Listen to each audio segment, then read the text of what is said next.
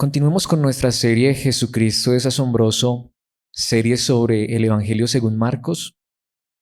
Estamos en el capítulo 10 y hoy vamos a ver los versículos desde el 32 hasta el 45.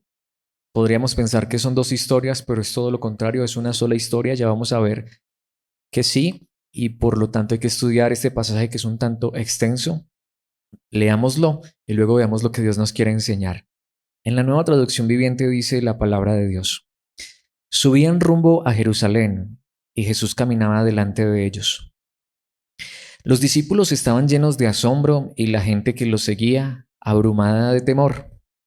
Jesús tomó a los 12 discípulos aparte y, una vez más, comenzó a describir todo lo que estaba por sucederle. Escuchen, les dijo, subimos a Jerusalén, donde el Hijo del Hombre será traicionado y entregado a los principales sacerdotes y a los maestros de la ley religiosa. Lo condenarán a muerte y lo entregarán a los romanos. Se burlarán de él, lo escupirán, lo azotarán con un látigo y lo matarán, pero después de 3 días resucitará. Entonces Santiago y Juan, hijos de Zebedeo, se le acercaron y dijeron, Maestro, queremos que nos hagas un favor. ¿Cuál es la petición?, preguntó él. Ellos contestaron, Cuando te sientes en tu trono glorioso, nosotros queremos sentarnos en lugares de honor a tu lado, uno a tu derecha y otro a tu izquierda. Jesús les dijo, no saben lo que piden. ¿Acaso pueden beber de la copa amarga de sufrimiento que yo estoy a punto de beber? ¿Acaso pueden ser bautizados con el bautismo de sufrimiento con el cual yo tengo que ser bautizado?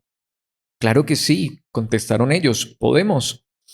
Entonces Jesús les dijo, es cierto, beberán de mi copa amarga y serán bautizados con mi bautismo de sufrimiento, pero no me corresponde a mí decir quién se sentará a mi derecha o a mi izquierda. Dios preparó esos lugares para quienes Él ha escogido. Cuando los otros 10 discípulos oyeron lo que Santiago y Juan habían pedido, se indignaron. Así que Jesús los reunió a todos y les dijo, ustedes saben que los gobernantes de este mundo tratan a su pueblo con prepotencia y los funcionarios hacen alarde de su autoridad frente a los súbditos. Pero entre ustedes será diferente. El que quiera ser líder entre ustedes deberá ser sirviente, y el que quiera ser el primero entre ustedes deberá ser esclavo de los demás.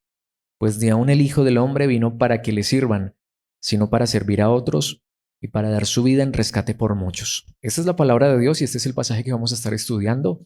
Le he puesto como título a esta enseñanza, Vida asombrosa. Ahora, quiero aclarar algo en el título.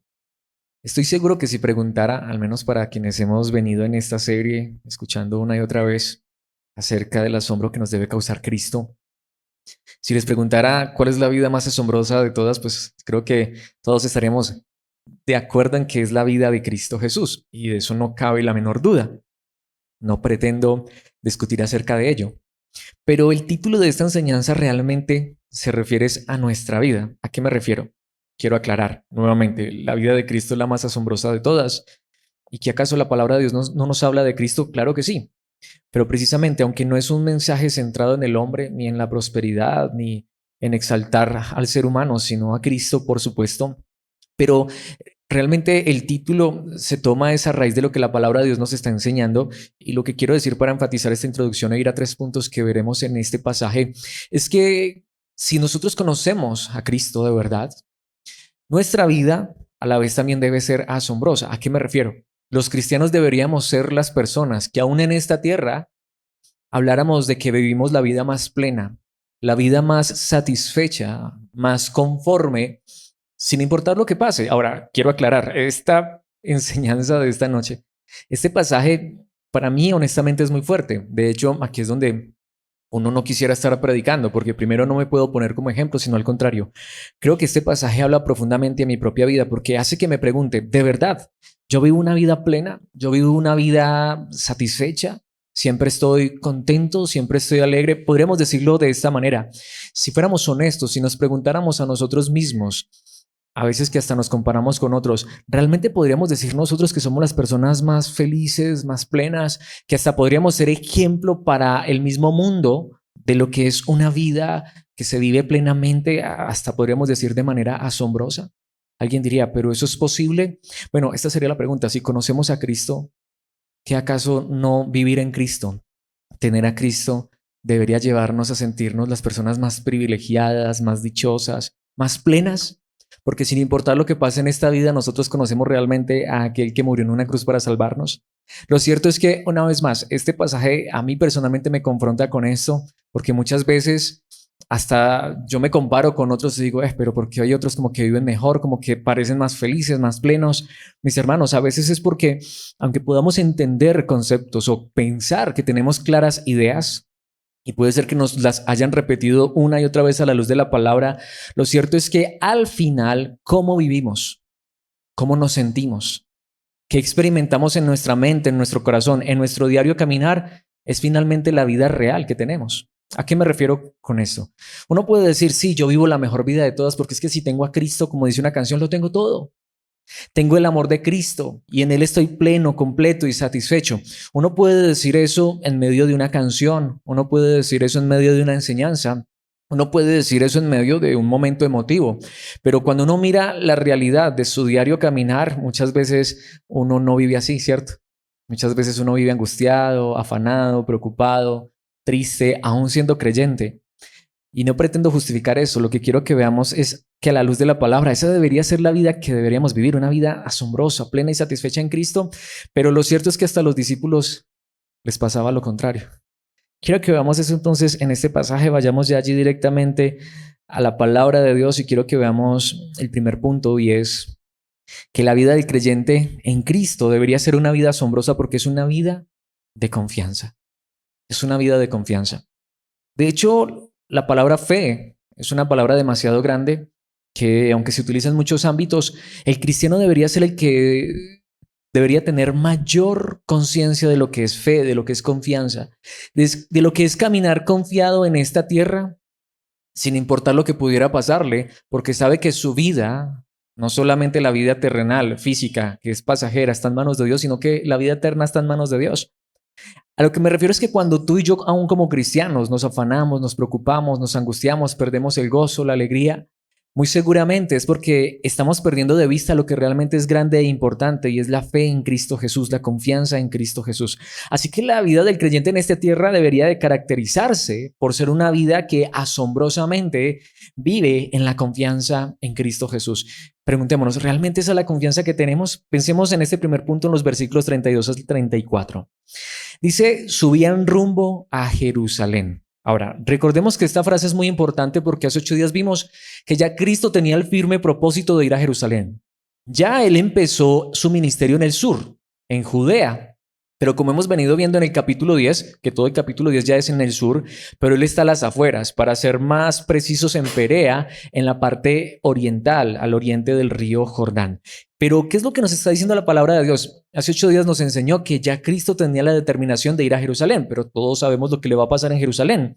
Así que esa primera frase es muy importante. Ya empezaron, como dice allí, a subir. Si tú conoces o entiendes un poquito aquí de geografía y si miraras en un mapa o si conocieras un poco la topografía de Israel, sabrías que Jerusalén es de hecho la parte más alta de Israel. Así que no importa en dónde se encuentre uno, si está a las afueras, pues ir a Jerusalén es subir. Pero ¿entendemos lo que está diciendo aquí la palabra de Dios? Ahora Cristo ha emprendido su camino en la recta final de su ministerio y de su vida en esta tierra. Eso es lo que nos está diciendo la palabra de Dios de manera literal. Tú y yo, que ya conocemos la historia, sabemos que ahora lo que está diciendo es cada paso que Cristo está dando en este momento es rumbo a la muerte, rumbo a ser crucificado en Jerusalén. Y notemos, dice, y Jesús caminaba delante de ellos. Lo que nos está diciendo es, Él sabe a lo que va y ahora Él es el que tiene la mayor determinación de todas de ir a Jerusalén. Los discípulos estaban llenos de asombro, estaban asombrados, veían a Jesús tan determinado y ellos sabían, al menos en el concepto que ellos tenían de Mesías, qué era lo que ellos entendían o creían que iba a suceder en Jerusalén. que Jesús se iba a coronar como rey, claro, muy seguramente no sin una revuelta o sin una guerra, una pelea, a lo mejor hasta una guerra civil, y no solo esto, sino más terrible aún, enfrentar a los romanos. Así que ellos están asombrados, tanto que dice, y la gente que lo seguía, ¿qué? Abrumada de temor. Bueno, y pensemos, si uno va con alguien que se ha proclamado el Mesías, y uno cree que este Mesías es como los otros que han venido anteriormente, que eran guerreros, que iban a libertar a Israel, y Jerusalén era la capital, era el centro, y ahora ellos saben que Cristo va a cumplir el propósito como Mesías, pero ellos tienen una distorsión de que este Mesías va a salir con espada en mano. Imaginémonos si tú y yo fuéramos en esa procesión rumbo a Jerusalén, pues por supuesto nos llenaría de asombro la determinación que tiene Cristo Jesús. Por estas palabras podríamos entender que parece ser que en su rostro, en su forma de caminar, él va rumbo a Jerusalén con total determinación, pero la gente está abrumada de temor. Hay más de uno allí que ya le están temblando las rodillas. ¿Cómo se va a poner esto? ¿Será que nos van a matar? ¿Cuántos de nosotros saldremos heridos? O a lo mejor moriremos en la batalla. Eso era lo que ellos pensaban, por eso entendemos esas palabras.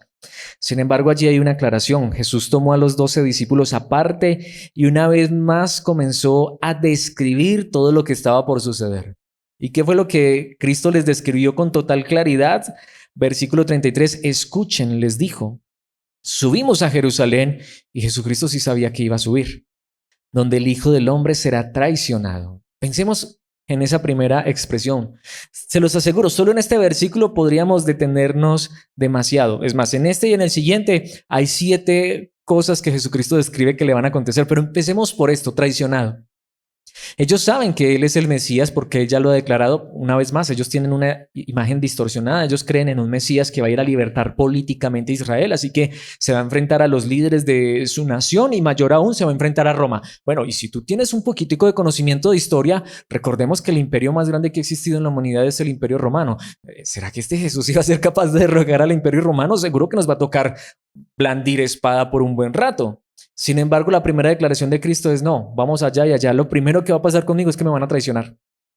Bueno, ¿quién quisiera ahora seguir con este Mesías? Si esto fuera verdad. Y entregado a los principales sacerdotes. Literalmente allí se está refiriendo al Sanedrín, a los hombres que en Israel gobernaban, quienes eran líderes religiosos, pero a la vez también eran líderes políticos, gubernamentales. Y ellos iban a tomar preso a Cristo Jesús, tanto que dice, y a los maestros de la ley religiosa. Así que tanto religión como gobierno en Jerusalén se iban a ir en contra de Cristo. Y no solo eso, sino que todo iba a empezar porque él iba a ser traicionado. Y aunque allí no lo dice, sabemos quién lo iba a traicionar. Uno de sus propios discípulos. Pero viene lo más fuerte, lo condenarán a muerte y lo entregarán a los romanos. Bueno, allí hay 2 cosas muy fuertes. Primero, lo que está diciendo Cristo Jesús es voy a morir. No voy a pelear, bueno, él sí iba a pelear una batalla, pero parece ser que lo que ellos están entendiendo es cómo así, en medio de la batalla nos lo van a matar. Pero cuando dice y lo entregarán a los romanos es porque en ese momento los líderes religiosos y políticos judíos no tenían la autoridad de condenar a nadie a muerte, sino que tenían que entregarlo a los romanos, quienes eran los únicos que podían darle muerte. Pero ¿cómo daban muerte los romanos? Con una cruz. Así que es como si Jesucristo estuviera ahora más que nunca quitándoles esa idea de un Mesías nacionalista. ¿Qué dice el versículo 34? Se burlarán de él, lo escupirán, lo azotarán con un látigo y lo matarán. Ellos sabían muy bien lo que los romanos hacían con sus presos. Dice, pero después de 3 días resucitará. Ahora, ¿por qué es tan importante este pasaje? Por muchas razones, pero unas cuantas de ellas. Primero, Cristo sabía a qué iba a Jerusalén. Él de hecho está prediciendo todo lo que le va a acontecer con detalles. Para Cristo esto no era un secreto y lo anunció no solamente en esta ocasión, de hecho con esta, si tienes una traducción que pone títulos, cosa que no me gusta mucho, pero si tienes una traducción que pone títulos, de hecho dice allí 3ª vez que Jesús anuncia su muerte. Esta es ya la 3ª vez que Jesucristo dice lo que le va a pasar en Jerusalén. Así que lo que Cristo les está diciendo es, no, aquí no vamos a blandir espadas. Aquí no vamos a ir a pelear por un pedazo de tierra. De hecho, en un sentido les está dando tranquilidad, confianza. Ustedes no son los que van a morir, yo soy el que va a morir. Pero ¿te imaginas cuál es la idea entonces en la mente de estos discípulos? ¿Qué es lo que realmente va a pasar allí? Mis hermanos, y aunque Marcos no lo dice literalmente, pero por lo que siguen diciendo los versículos que vienen a continuación, los cuales utilizaremos en el segundo punto, pero lo que sigue diciendo nos da a entender la idea de que ellos realmente no comprendieron nada de lo que se estaba diciendo. Es más, Lucas nos dice que así fue. Es la misma historia, pero en Lucas 18:34 dice, sin embargo, ellos no entendieron nada de esto. La importancia de sus palabras estaba oculta de ellos y no captaron lo que decía. Ahora, aquí es donde quiero asentar este punto, porque el primer punto es confianza. ¿A qué me refiero con confianza? Notamos que ahora que ya están llegando a Jerusalén, los discípulos tienen miedo, tienen temor, los que están siguiendo, de hecho, están temblando de miedo, porque creen que van a una pelea física. Porque creen que van por un pedazo de tierra, porque creen que Cristo va a libertar a la nación de Israel del yugo no solamente de los romanos, que era demasiado terrible, sino de su propia corrupción interna por medio de los líderes religiosos y políticos de la propia nación de Israel. Sin embargo, Cristo dice, no, de hecho, todas esas personas a las que ustedes creen que yo me voy a enfrentar y las voy a derrotar, ellos son los que me van a matar. Ellos son los que me van a capturar, ellos son los que me van a azotar, ellos son los que me van a maltratar, se van a burlar de mí. Pero al tercer día resucitaré. Ahora, ellos no entendían esto. Ellos no comprendían esto, así que uno podría comprender en cierta manera su temor, su miedo. En ese sentido, hasta su desconfianza. ¿Qué es lo que realmente va a pasar? Venga, no entendemos, no comprendemos. Pero aquí viene la pregunta.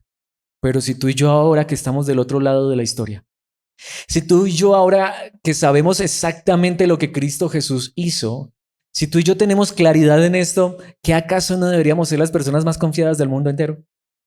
¿Qué acaso no deberíamos ser las personas que sabemos que estamos en las manos de este Cristo, que cuando vino a esta tierra sabía lo que le iba a acontecer y que aun cuando iba rumbo a su muerte fue con determinación porque sabía lo que iba a hacer? A lo que me refiero es a esto. Si uno tiene claro el evangelio, los discípulos hasta este momento no lo tenían claro, pero eran los discípulos y eran creyentes verdaderos, pero todavía tenían confusiones mentales. Pero si tú y yo comprendemos la verdad de este pasaje, otra cosa que quiero enfatizar es que ¿acaso Cristo aquí no está diciendo que Él es el que lo conoce todo, lo sabe todo y tiene todo en sus manos? Mis hermanos, ¿será que el día de mañana, si Dios nos permite vivirlo en esta tierra, es decir, si todavía estamos vivos, ¿será que nosotros deberíamos desconfiar cuando sabemos que estamos en las manos de aquel que lo sabe todo, que lo conoce todo? Y si aún el día de mañana, que no sabemos qué va a pasar, pues si el día de mañana partiéramos a la eternidad, ¿qué acaso no deberíamos ser las personas más confiadas y seguras, aunque la muerte estuviera frente a nosotros, si hemos creído que Cristo lo que vino a hacer fue no a darnos un pedazo de tierra, sino a entregar su vida para salvarnos? A lo que me refiero es que puede ser que a ti y a mí a veces nos pase, aún siendo creyentes verdaderos, como le estaba pasando a los discípulos, que aún frente a estas verdades sigamos teniendo temor. A veces no comprendamos lo que la palabra de Dios nos enseña. Y nuevamente, ¿eso cómo se ve reflejado? En lo que experimentamos, en lo que vivimos. ¿Qué acaso muchas veces como creyentes no tenemos temores? ¿Qué acaso muchas veces como cristianos el día de mañana es lo que más nos angustia y nos preocupa? O no sé a ustedes, pero a mí me sigue pasando eso. Y por más que yo estudio la palabra y por más que estas verdades son repetidas una y otra vez, pues déjenme decirles, al menos yo soy la persona que más necesita esta enseñanza. Quiero decir esto, lo he dicho en varias ocasiones, pero lo quiero decir y siempre que digo esto aclaro que es con gracia. Siempre decirles gracias por estar con nosotros en esta noche, los amamos y es de verdad un privilegio poder predicar la palabra frente a ustedes, por sobre todo obviamente delante de Dios, pero a lo que me refiero es que aunque ustedes no hubiesen venido en esta noche, mis hermanos, este mensaje principalmente creo que es para mí, porque yo necesito también esta palabra, saber que la realidad que la palabra de Dios me enseña es que yo no debería estar angustiado ni preocupado por el día de mañana, ni siquiera por la eternidad, porque esto ya ha sido puesto en las manos de Dios. ¿Qué dice Juan capítulo 14, versículos 1 al 3 para enfatizar este punto? Aquí Cristo está hablando antes de ir a morir en la cruz, la noche antes, y le dice a sus discípulos, no dejen que el corazón se les llene de angustia. Confíen, crean, descansen plenamente en Dios, pero también en mí, y confíen también en mí. Cristo iba a morir en una cruz por ellos, y ¿qué les está diciendo? Es que realmente si ustedes creen en Dios, crean y confíen en mí. ¿Qué dice el versículo 2? En el hogar de mi Padre hay lugar más que suficiente. Si no fuera así, ¿acaso les habría dicho que voy a prepararles un lugar? ¿Ustedes creen que si no existiera una eternidad, si no existiera un lugar donde mora el Padre y que hacia allá es hacia donde los llevo, ustedes creen que les hubiera dicho eso? Pero ¿saben a qué he venido yo? Dijo Cristo Jesús en esta ocasión. He venido para que ustedes puedan estar en el mismo lugar donde yo estoy con el Padre, tanto que eso es lo que dice el versículo 3. Cuando todo esté listo, volveré para llevarlos, para que siempre estén conmigo donde yo estoy. Lo que Cristo vino a hacer en esta tierra fue a ir a morir en una cruz para que podamos nosotros participar plenamente de la gloria de Dios. Y si mañana tenemos vida, Él se encargará del día de mañana. Y si Él nos quiere dar 10, 15, 20, 30 o 100 años más de vida, eso está en sus manos y Él se ocupará de ello, porque la pregunta es, si Él se ocupó de lo más importante, que es venir a esta tierra para darnos un lugar en el cielo, no se va a ocupar de las cosas más triviales de esta vida. Pero nuevamente la pregunta ¿es esta la clase de confianza que nosotros tenemos? O aunque a lo mejor intelectualmente esto ya lo sabemos, estoy casi seguro que cada uno de nosotros podríamos decir, venga, esto yo lo he escuchado muchas veces, pero ¿realmente lo vivimos día tras día? ¿Tenemos esa clase de confianza? Dado que el cristiano tiene una vida de total y plena confianza en lo que Cristo hizo por nosotros, ¿no deberíamos nosotros tener la vida más asombrosa de todas? La vida más confiada, la vida más tranquila, la vida más plena, diciendo es que yo sé que mi mañana está en las manos de Dios. Y no solamente mi mañana y mi futuro en esta tierra, si es que tengo un futuro en esta tierra, de lo que estoy seguro es que mi futuro está en la eternidad. Y sin importar dónde vivo mañana, aquí o allá, estoy completamente seguro en las manos de Dios. Entonces, mis hermanos, nuevamente, para mí el punto aquí central y la pregunta es, ¿realmente lo tenemos claro no solo en la mente, sino en el corazón? Una vez más, al yo predicar esto, es que ¿cuántas veces lo he predicado? Yo puedo decir, soy la persona posiblemente que tenga más claro esto en la mente, pero muchas veces esa claridad no llega al corazón. ¿Y por qué lo digo? Porque es que eso no nos hace que no seamos cristianos. No, pensemos precisamente en lo que aconteció con los apóstoles. Después de esto, y no desconectando con la enseñanza de hace 8 días, donde Jesucristo enseñó que salvarse es imposible para los hombres, pero posible para Dios. Pero ¿qué sucedió con los apóstoles después de esto? Bueno, veamos esto en el segundo punto, y es una vida de esperanza, porque la vida del creyente en Cristo es asombrosa, porque si hay alguien que en este mundo puede tener esperanza, es el cristiano, por estar en Cristo Jesús. Veamos esto en los versículos 35 al 40, y de verdad es impresionante. Y por eso les decía, aquí hay traducciones que ponen otro título y ahí es donde uno diría es otra historia, pero es todo lo contrario. Si desligamos estas dos historias, que no son dos sino una, perderíamos el centro. Por eso esta traducción lo hace perfecto. Dice, entonces, o sea, referente a lo que pasó, Santiago y Juan, hijos de Zebedeo, se le acercaron, obviamente, a Jesús y dijeron, Maestro, queremos que nos hagas un favor.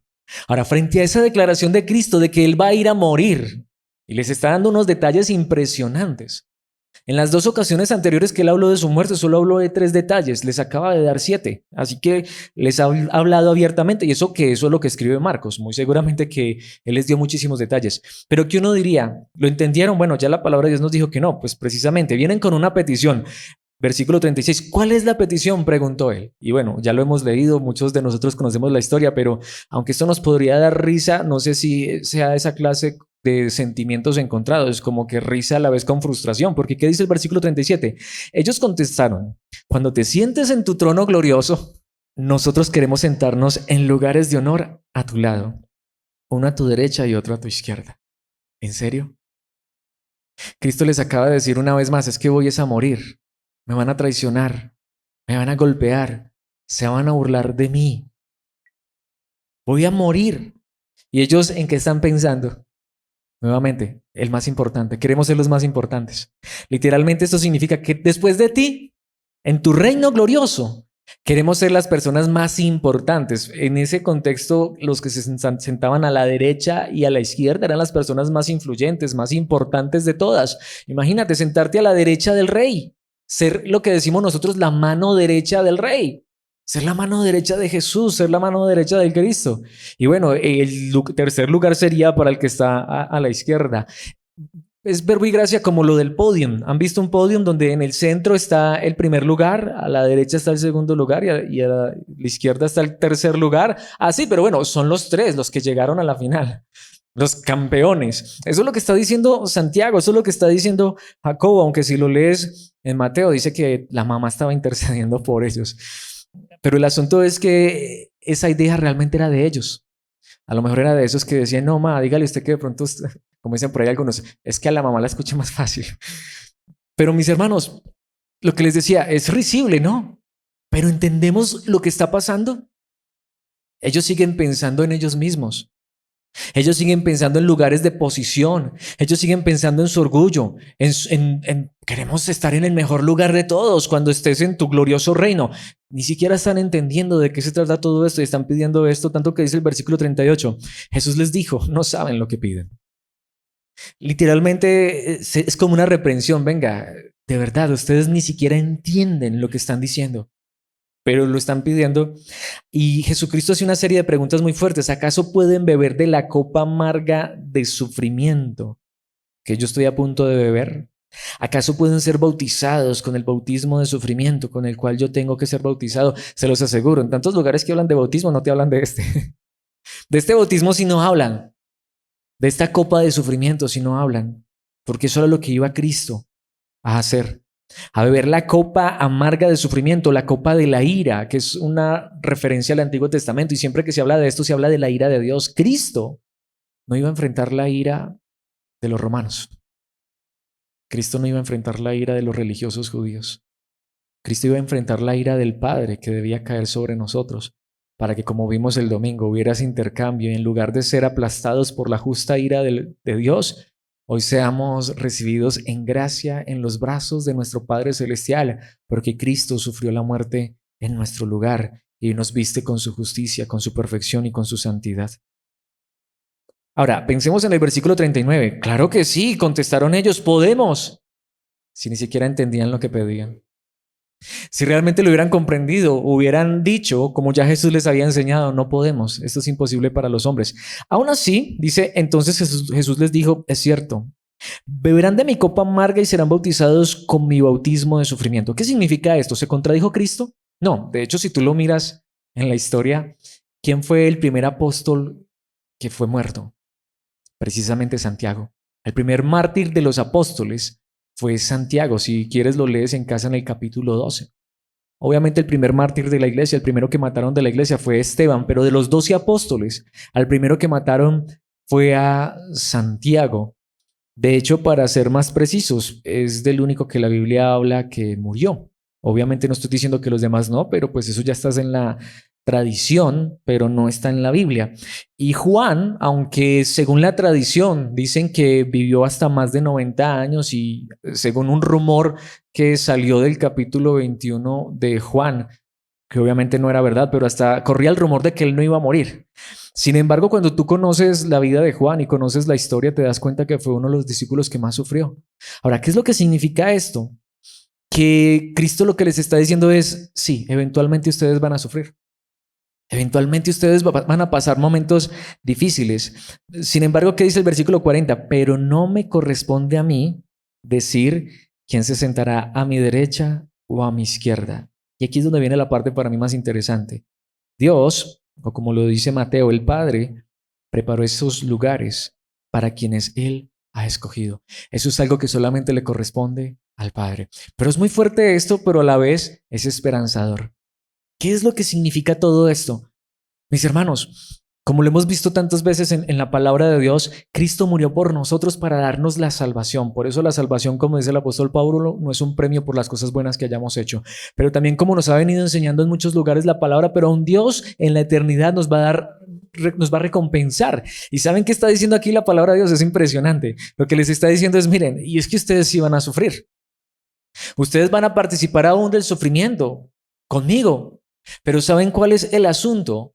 Que al final esos lugares que sí existen, mis hermanos, si hay un lugar de privilegio a la derecha de Cristo y a la izquierda de Cristo, ¿y quiénes van a estar ahí? Mis hermanos, Jesucristo les dijo, mira, es que tampoco es por todo lo que tú sufras. No es ni siquiera por tus méritos. Esos lugares existen. Y esto es lo que me encanta a mí de la palabra. Lo que la palabra de Dios está diciendo es sí, allá hay galardón, sí, allá hay premio, sí, allá hay un lugares de privilegio. Lo que pasa es que allá no va a ser por orgullo. Allá ninguno de esos lugares va a ser por mérito.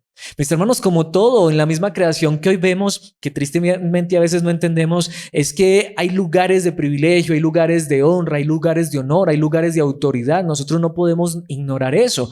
Claro, el problema está cuando la gente utiliza esos lugares tristemente en esta tierra. ¿Para qué? Para imponerse sobre los otros, para sentirse mejor que los demás, para sentirse orgulloso de sus logros. Cuando una persona experimenta eso, eso ya es literalmente dice la palabra de Dios que es del diablo, eso es diabólico, eso es demoníaco.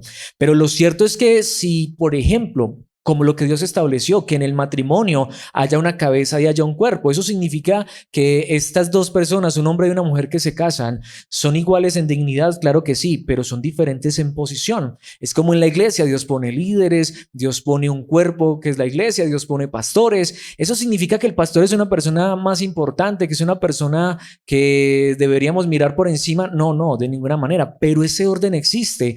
En la eternidad también va a haber lugares de privilegio, lugares de gobierno, lugares donde habrá personas que tendrán que dirigir y otros que, digámoslo así, obedecerán o serán súbditos, pero la diferencia es que allá no habrá orgullo, allá no habrá arrogancia.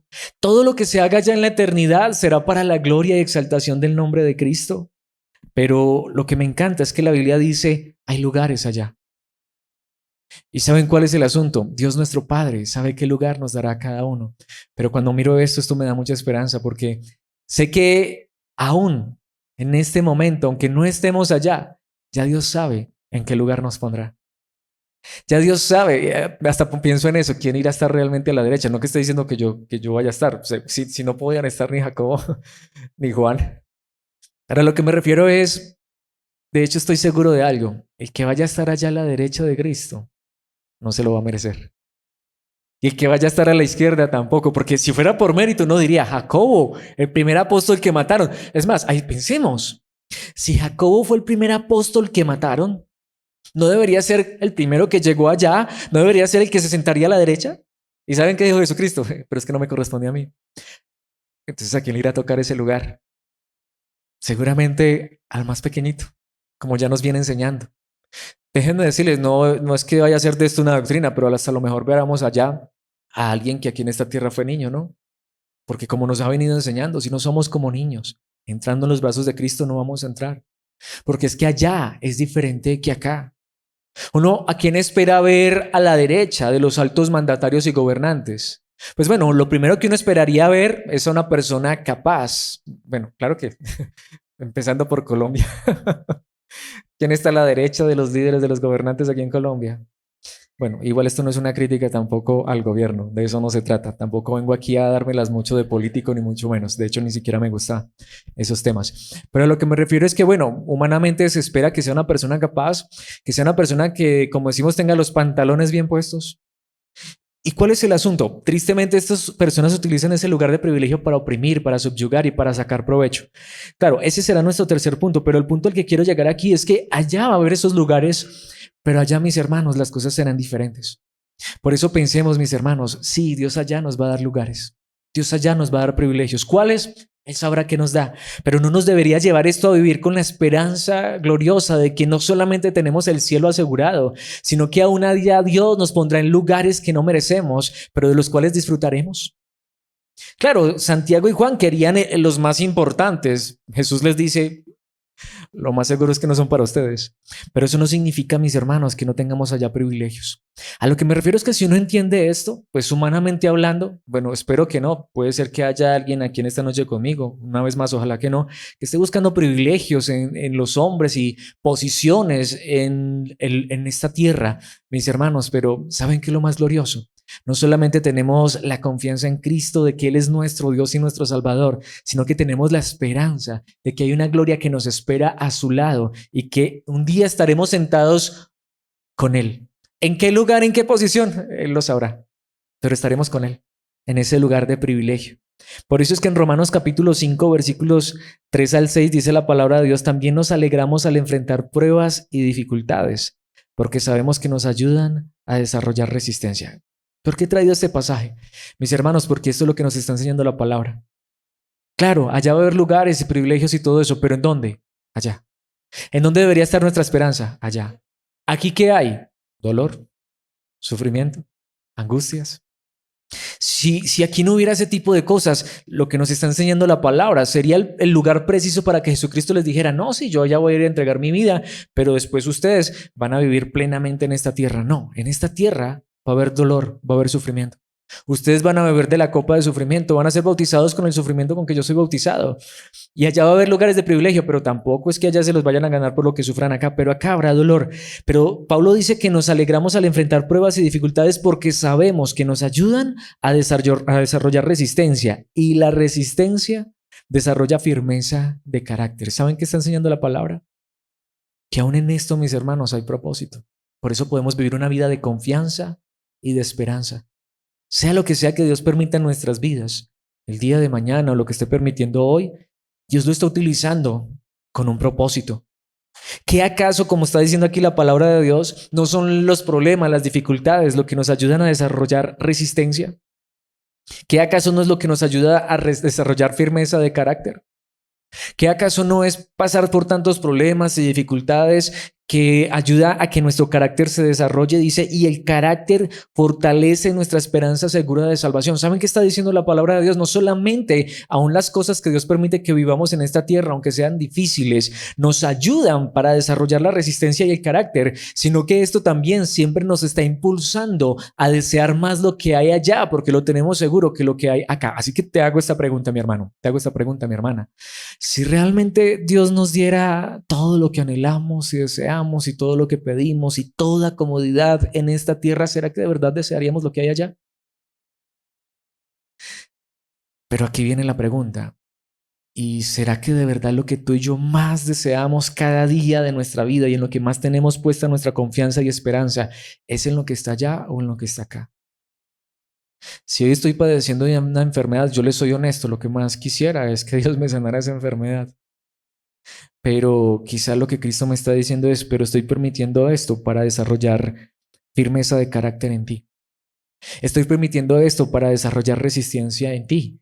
Y por sobre todo estoy permitiendo esto en tu vida para que entiendas que la esperanza segura a la cual te he llamado, el galardón y el privilegio que te he prometido no está aquí, está del otro lado. Mis hermanos, si Dios aún tiene que permitir esas incomodidades e inconformidades en esta tierra para que comprendamos que lo que nos espera está en la eternidad, pues como dijo alguien, he aprendido a besar la ola que me golpea contra la roca que es Cristo.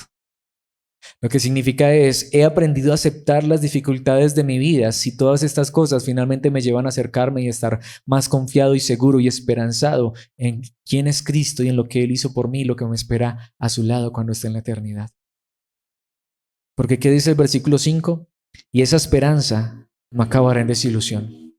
¿Qué es lo que está diciendo la palabra de Dios? Nuevamente recordemos.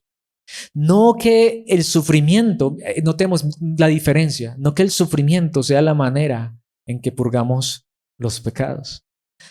La tradición, o mejor, la religión popular o tradicional, enseña que una persona tiene que ir a purgar por sus pecados, pasando por un lugar de sufrimiento, porque necesita sufrir para pagar por sus pecados. ¿Sabe qué enseña el verdadero evangelio? Que por la salvación ya pagó Cristo Jesús. Pero lo que el evangelio sí dice es que sea lo que sea que vivamos en esta tierra, que suframos, sea el dolor o angustia que vivamos aquí, aunque no lo he traído allí, Dios promete un día secar cada lágrima de nuestros ojos. Dios promete que por cada pizca de dolor y sufrimiento habrá una recompensa en el cielo. Mis hermanos, esto es demasiado grande. Por eso Pablo dice, esa esperanza no acabará en desilusión. Digámoslo de esa manera, no que uno sea masoquista, pero si al final, aún a través de las pruebas, dificultades, Dios está obrando en nuestras vidas. Y aparte de todo eso, Él está diciendo, y todo esto lo estoy forjando en ti, porque un día tú tendrás un lugar de privilegio en el cielo, mis hermanos. Pues digámoslo así, como decía una canción antigua, pues entonces sí vale la pena sufrir. Pero notemos qué es lo que está diciendo la palabra. No es tampoco los que nos infligimos sufrimiento, nos volvemos masoquistas. No, lo que está diciendo es que cuando un cristiano sufre, si un cristiano tiene claro esto, un cristiano aún en medio del dolor y el sufrimiento tiene ¿qué? Esperanza. Dice, esto no es en vano. ¿Por qué Dios está permitiendo esto? ¿Alguien ha escuchado ese tipo de enseñanzas? No, es que si tú eres hijo de Dios, tú no tienes por qué sufrir. Yo diría todo lo contrario. Si soy un hijo de Dios, aún en el sufrimiento, Dios me está dando privilegios. Mis hermanos, ¿podemos entender lo grande de esto? Y esa esperanza no acabará en desilusión, pues sabemos con cuánta ternura nos ama Dios. Pero Pablo acaba de hablar de ¿qué? De sufrimiento. Nuevamente, aquí es donde para mí esto es tan grande. Por eso vemos Cristo les estaba predicando el verdadero evangelio a ellos, los estaba confrontando, aunque ellos seguían buscando lo terrenal y lo material y la comodidad y la grandeza en esta tierra, un lugar de privilegio en el trono de Cristo, aunque ellos pensaban no que este trono fuera en el cielo, que este trono era aquí en la tierra. Pero podemos entender esto. Pablo dice, es que Dios no nos ha dejado de amar. Cuando uno entiende que aún el sufrimiento tiene propósito en Dios, que aún Dios lo recompensa hasta por lo que uno sufra, pues, saben, uno puede decir lo que dice Pablo, aunque pueda estar pasando un momento difícil en esta tierra, sé que Dios me ama con una ternura impresionante. Sabemos con cuánta ternura nos ama Dios, pero ¿saben por qué? No porque ha quitado el sufrimiento, sino porque nos ha dado el Espíritu Santo para llenar nuestro corazón con su amor. Porque como ya hemos visto, el Espíritu son las arras, es el anticipo de que todo lo que existe no es esta tierra. Hay un lugar de privilegio en la gloria eterna. Romanos 5:6, bueno, el último versículo de este pasaje que estamos estudiando. Cuando éramos totalmente incapaces de salvarnos, Cristo vino en el momento preciso y murió por nosotros pecadores. Está estrechamente conectado. ¿Qué significa? Pero eso no significa que Cristo vino a esa cruz a quitar el sufrimiento, sino que vino a salvarnos para que entendamos que aún en el sufrimiento hay esperanza y precisamente nos lleva al último punto y hay propósito. Por eso en tercer y último lugar, una vida con propósito, una vida de propósito mejor, para que no se confunda con el libro que se titula así, que perdónenme la expresión, pero que es pura basura. Sí, hay un libro, si no sabes, por ahí muy famoso que se hace llamar un bestseller cristiano que de cristiano no tiene nada, aunque fue escrito por un pastor que se hace llamar cristiano y no sé si sea realmente cristiano él, pero cuando uno lo lee pues no sabe si realmente es cristiano.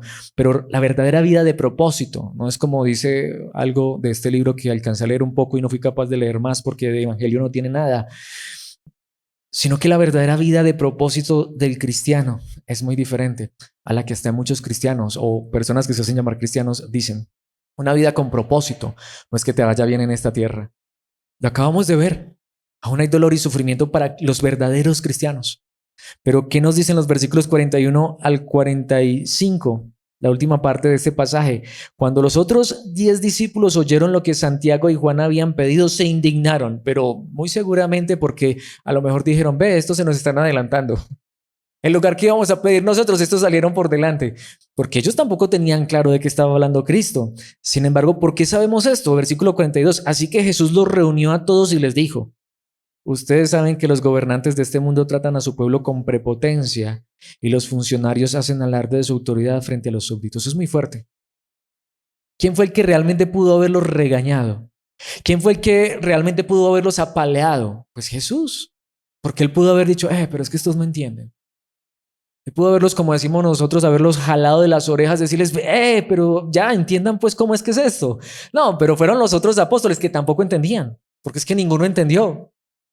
Y los demás salieron a regañar. Mis hermanos, ¿podemos entender esto? Alguien podría decir, Alex, tú no te cansas de a veces enseñar las mismas cosas.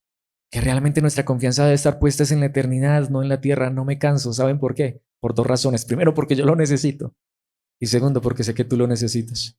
Porque aunque hayamos escuchado estas verdades, mis hermanos, no debemos cansarnos de predicarlas, porque si los mismos apóstoles necesitaban, teniendo al maestro más grande de todos, necesitaban que una vez más Jesucristo los sentara y les enseñara. ¿Qué hizo Jesús? Con ternura, con compasión. Pero es que ese hermano tantas enseñanzas que ha venido y todavía no entiende. Ese hermano a tantos estudios que ha asistido y todavía sigue con las mismas preguntas. Pues a los discípulos les pasaba. Venga, ese hermano y todavía sigue pensando en las cosas de esta tierra y sigue angustiado y preocupado por esta vida. ¿Será que sí es cristiano? No. Tengamos cuidado. No estoy justificando eso. Ojalá, como es el título de esta enseñanza, nuestra vida fuera tan confiada y segura, asombrosa en Cristo Jesús, que fuéramos las personas que nunca nos viéramos con el ceño fruncido, que siempre tuviéramos una sonrisa de oreja a oreja, que jamás nos quejáramos por nada, que nunca derramáramos una lágrima y que hasta en el sufrimiento nos gozáramos y nos alegráramos. En la realidad nos pasa lo contrario, ¿no? ¿Pero por qué? Porque lo que más necesitamos es la enseñanza. Una vez más, mis hermanos, esta enseñanza creo que la he dicho de tantas maneras, la he predicado de tantas maneras desde tantos pasajes, pero hoy Dios sigue hablando a mi vida porque lo necesito.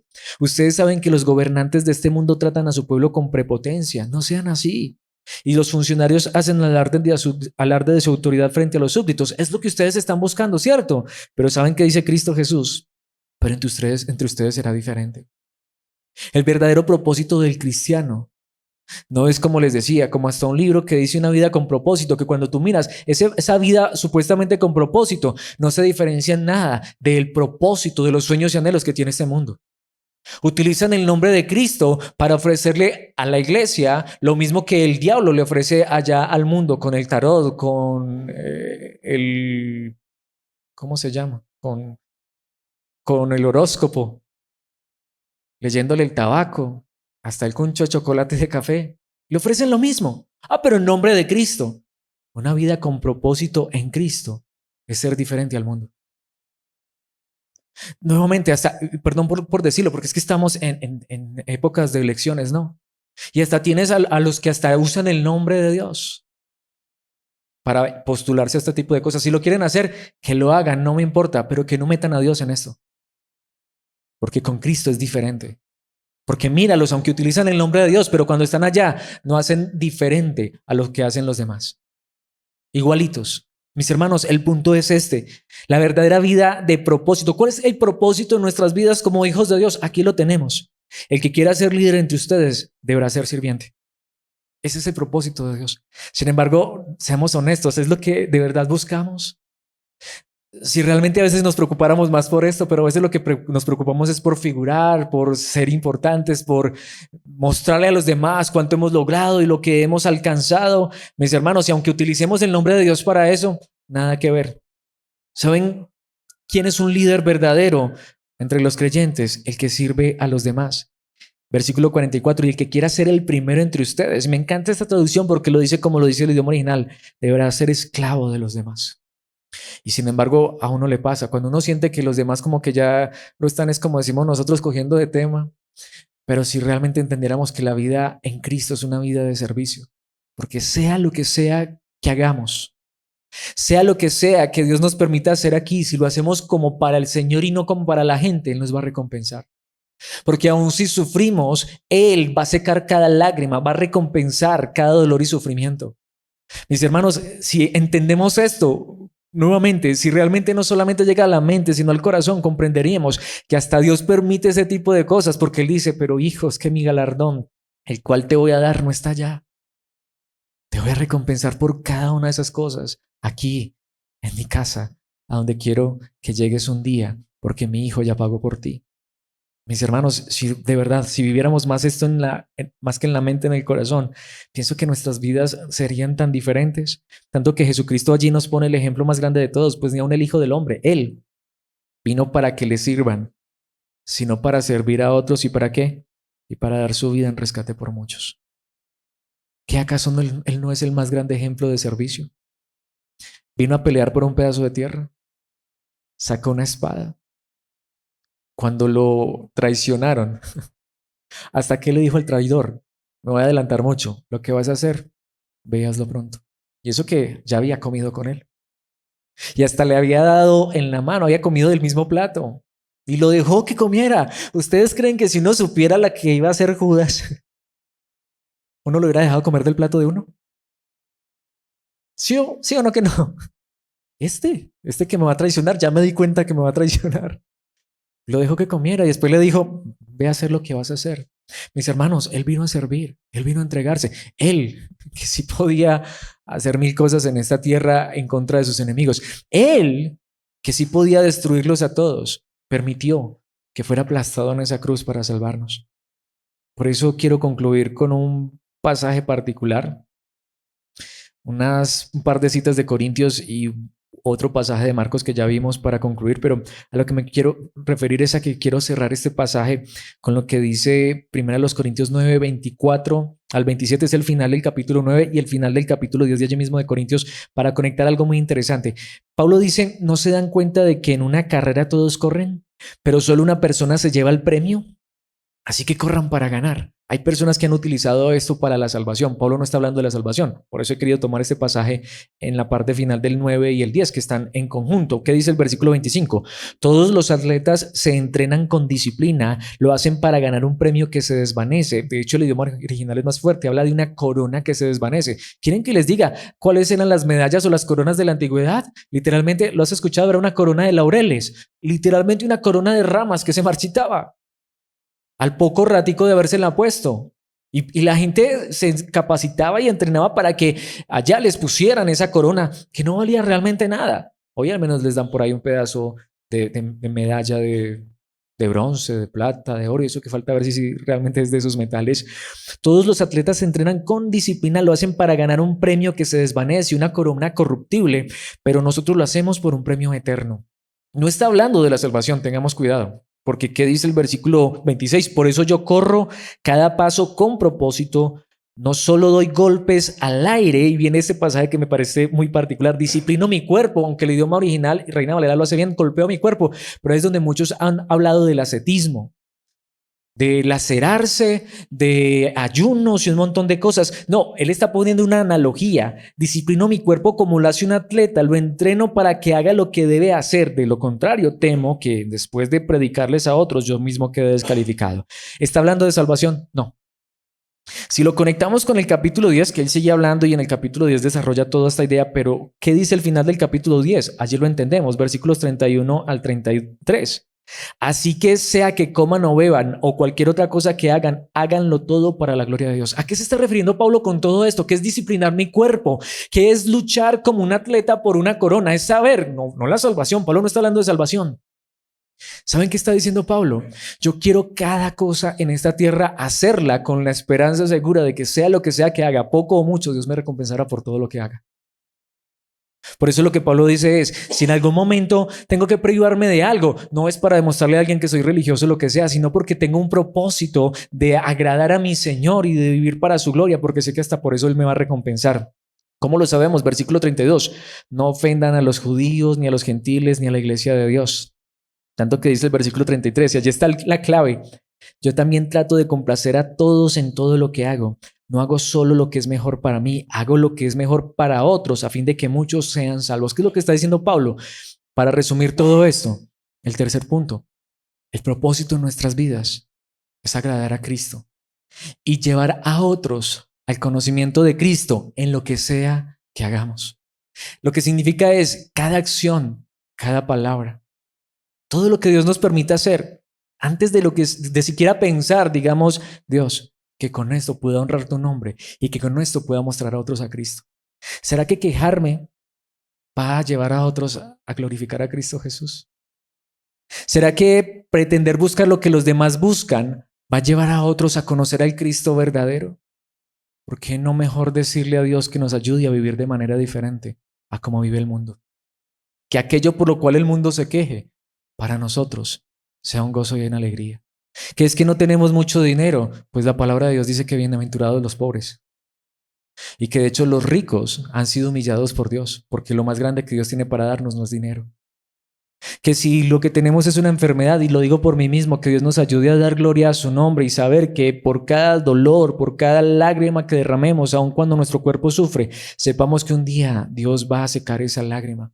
Que si el mundo nos menosprecia y aún las personas hasta quien servimos, en lugar de agradecernos, hasta nos desprecian y nos miran feo, pues que sepamos que no lo hicimos para ellos, lo hicimos para honrar el nombre de aquel que es sobre todo nombre y que Él es quien un día nos recompensará. Y así podría decir de cada cosa en esta vida. Pero por eso quiero terminar con este pasaje que ya leímos, que ya estudiamos y que es hermoso, pero que resume esta enseñanza, que está allí en Marcos 9:41. Si alguien les da a ustedes incluso un vaso de agua porque pertenecen al Mesías, les digo la verdad, esa persona ciertamente será recompensada. Mis hermanos, sepamos que todo lo que hacemos para el Señor, como dice un lugar en la palabra, el trabajo en el Señor, no es en vano. Esta es la vida asombrosa que podríamos llegar a vivir tú y yo si obviamente miramos al que tiene la vida más asombrosa de todas, la vida de Cristo. Obviamente confiando en Él, esperando en Él y sabiendo que todo, absolutamente todo en nuestra vida tiene un propósito en Cristo Jesús nuestro Señor. Y ya Él va a ir rumbo a Jerusalén a morir. Pero antes quería dejarle esta enseñanza a sus discípulos. Y en esta noche espero que esta palabra nos asombre y nos consuele y nos llene de la verdad de Cristo. Terminemos orándole a Dios y diciéndole, ayúdanos a vivir una vida que glorifique tu nombre, como la vida de tu amado Hijo Jesucristo te glorificó a ti desde el nacimiento hasta la muerte, sepultura, resurrección y ascensión a tu gloria. Padre nuestro que estás en los cielos, gracias por tu palabra. Ayúdanos por favor a vivir con esta confianza de que el que realmente ha sufrido como ningún otro y aún hasta la muerte fue tu amado Hijo Jesucristo, para que hoy podamos estar seguros y confiados en esta salvación tan grande que Él nos ha regalado, pero también sabiendo que hay esperanza, que lo que Cristo vino a comprar no fue un pedazo de tierra o una vida saludable o próspera económicamente, sino que vino a comprar nuestra salvación para que sepamos que hay esperanza, que podemos esperar aún de ti recompensas en el reino de los cielos por todo hasta lo más pequeño que nos permitas hacer en esta tierra. No merecemos el cielo, no merecemos recompensas, pero gracias porque aún allí tú tienes lugares preparados. Claro, no sabemos qué lugar nos tocará, pero de lo que estamos seguros es que donde nos quieras colocar será por pura y bendita gracia, pero ayúdanos a vivir con esa esperanza.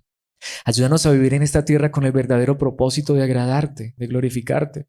Que en lugar de preguntarnos por qué, en lugar de preguntarnos por qué no tengo esto, por qué no tengo lo uno, por qué no tengo lo otro, por qué me suceden estas cosas a mí, podamos decir, sé que hay propósito en ti. Sé que hay esperanza en ti y puedo confiar en ti como nuestro Señor Jesucristo nos lo dijo y nos lo recordaste en tu palabra. Cristo dijo, confíen en Dios y confíen también en mí. Él ha preparado un lugar para que donde Él está, nosotros también estemos. Pero ayúdanos entonces que mientras llegamos allá, a disfrutar de ese lugar de privilegio inmerecido, a disfrutar de esas mansiones de gloria eterna, en el lugar que nos quieras poner, al lado de Cristo, tu amado Hijo, que podamos vivir con el propósito de agradarte, de alabar tu nombre, aún en medio de los problemas y dificultades, aún en medio de las tristezas y enfermedades, sabiendo que nada es en vano, sino que aún nos recompensarás por cada cosa que nos permitas hacer en esta tierra. Así que por favor ayúdanos a hacer el bien, a honrar tu nombre, a hacer luz en este mundo de oscuridad. En Cristo Jesús te lo pedimos. Amén y amén.